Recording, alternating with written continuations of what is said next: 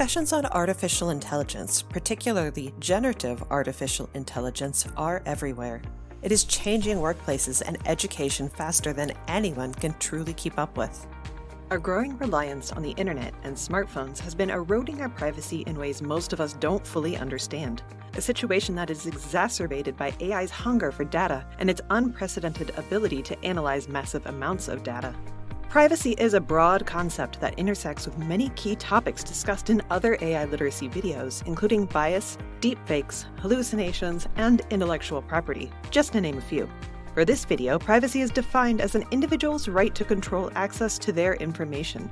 In the next few minutes, we will look at privacy issues with data inputs, data outputs, and the growing culture of surveillance AI enables.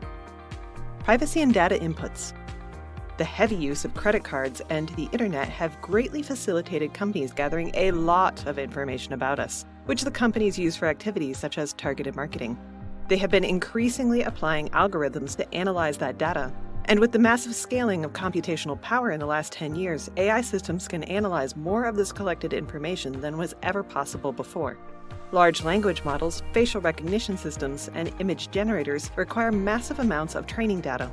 OpenAI and other AI companies have used the excuse of innovation and winning AI wars to ignore privacy and intellectual property laws, as well as social media platforms' user agreements, in order to scale up the data collection from sites such as Reddit, YouTube, Flickr, Facebook, X, formerly known as Twitter, and LinkedIn.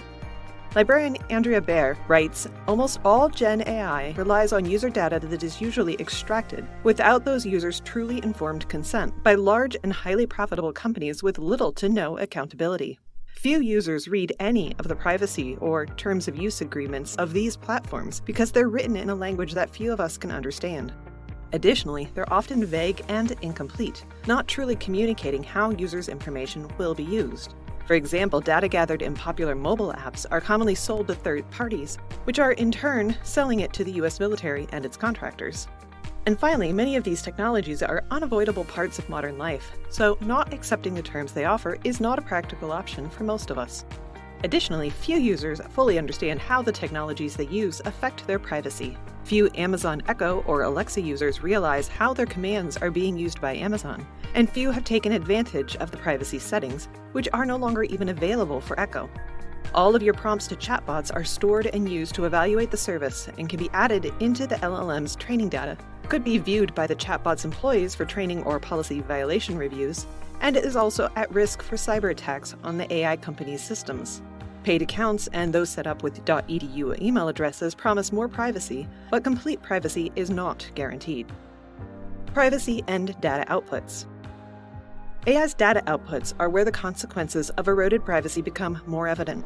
While Gen AI tools are supposed to obscure their training data so that it cannot be retrieved through their end-user interfaces, studies such as Nasser et al. Found that some simple prompting techniques could reveal the original training data, including some highly sensitive personal information. ChatGPT was the worst offender of the LLMs they studied. Meta's users who mistakenly clicked on a prominent share button, not realizing what it meant, are finding out that their chatbot conversations are posted with their name and profile picture in the app's Discover feed for anyone to view. These posts include highly sensitive information, including medical, legal, and employment information that the users did not mean to share. Additionally, information collected and analyzed with AI systems can be used to infer and reveal sensitive information, like when Target informed a father that his teenage daughter was pregnant by sending her coupons for baby supplies. While deepfakes and hallucinations will be covered in more detail in other videos, it is important to discuss how easy generative AI makes fabricating sensitive information. DeepTrace Labs estimates that 96% of deepfakes are of sexually explicit images of women, particularly celebrities such as Taylor Swift, who did not consent to their likeness being used in such a way. These explicit images may be viewed thousands of times on social media platforms before they are removed. A law professor found that ChatGPT had fabricated a Washington Post article that he had sexually harassed a student, and an Australian mayor found that ChatGPT hallucinated that he had been imprisoned for bribery when he was the one who reported the bribery. These deepfakes and hallucinations of AI can have very real consequences for people's lives. Surveillance. AI's ability to monitor massive amounts of information has the potential to greatly increase surveillance culture. Here are a few examples of what AI-enhanced surveillance culture looks like. Some universities in the US are using Bluetooth technologies and students' smartphones to track each student's location throughout the day and flag them if they deviate from expected behavior.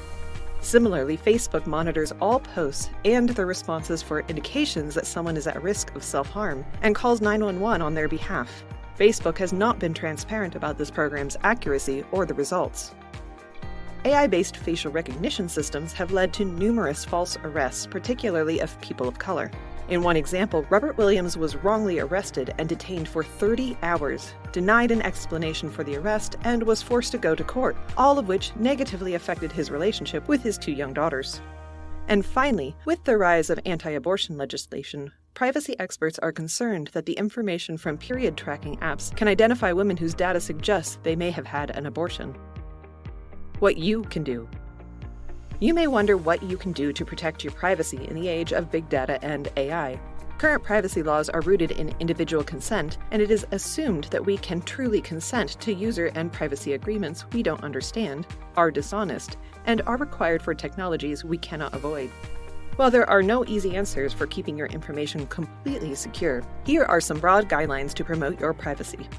1. Don't share any information with chatbots or voice assistants that you don't want to be made public. 2. Use the free, accountless version of AI tools whenever possible, so that your prompts are less likely to be associated with you. 3. Take advantage of any privacy settings that limit what information is stored and shared. Remember, the default settings benefit the AI companies, not you. 4. Limit permissions for each app on your smartphone. Turn off all possible data sharing from your phone and browser settings.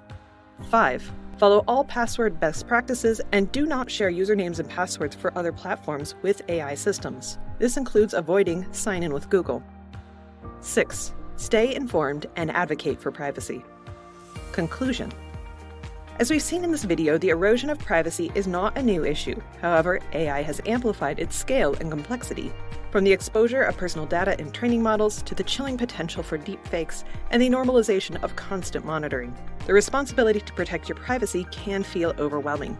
However, understanding these risks is the first step toward a more secure digital future and an important part of AI literacy. By being mindful of the data you share and the technologies you use, you can gain more control over what personal information is shared through AI tools.